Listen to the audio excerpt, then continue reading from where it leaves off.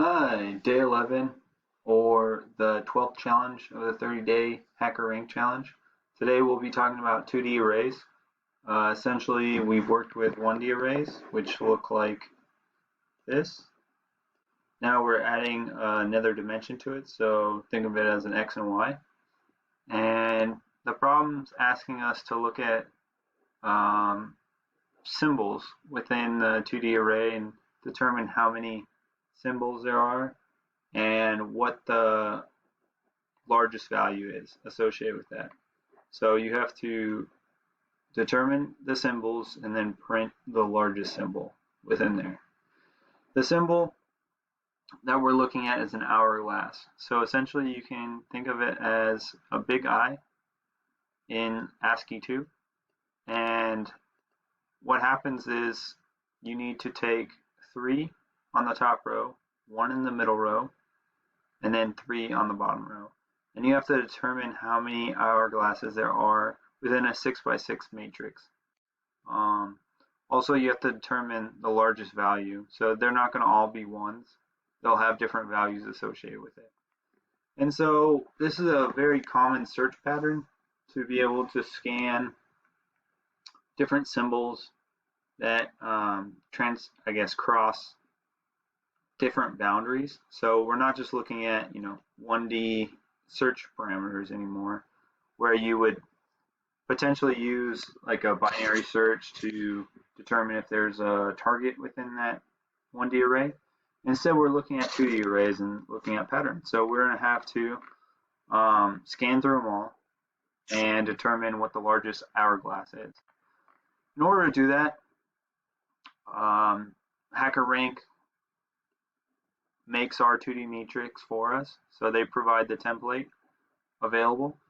What this is really doing is it's taking input, so it's taking each line, which is a raw string, and stripping it so there's no white spaces, and then splitting it so that it would go into a list. But before we put it in a list, we want to make sure that we convert each of the raw strings to integers. So we use the map function within Python to map integer data types to every raw data string that's split. And then we store it as a list and we append it to our array that's defined here. So essentially it's going to be a list of lists. And so we're already given our 2D matrix. We need to search for each hourglass. In order to do so,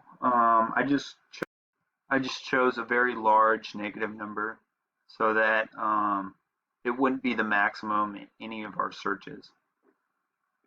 And you could change this. Just be sure to make sure it's below the lowest test case. So going further or going forward, we're going to scan both the right and down. So we do a for loop to scan all the positions within the columns, and then we do a for loop within the columns to define all the rows that are associated with each hourglass. And so since we already know it's a 6x6 matrix, we're really just scanning with 0, 1, 2, 3, 4, and then within those iterations for X, we're scanning 0, 1, 2, 3. Sorry, did I say 4? 0, 1, 2, 3, and then 0, 1, 2, 3 up top. So we're making sure that we're doing 4 columns and then we're doing 4 rows based on the shape of the symbol, or in this case, the hourglass. And so in our search parameter, we got to make sure that we add up a temporary value to check and see if it's greater than the maximum that we've already stored. In order to do that, remember there's 3 up top, 1 in the middle, and 3 below. The one in the middle is directly in the middle, so it has a space to the left and a space to the right. So we don't include that. So in order to account for those different values, we shift the indices for the rows or the columns first, either one. And so I'm looking at the columns. So my column is going to be Y. And in this scenario, I'm shifting Y and getting all the values on the top row, so all three.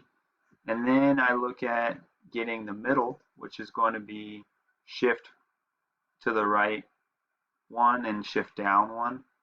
And then I'm looking at getting all the values associated with the bottom row for the hourglass symbol.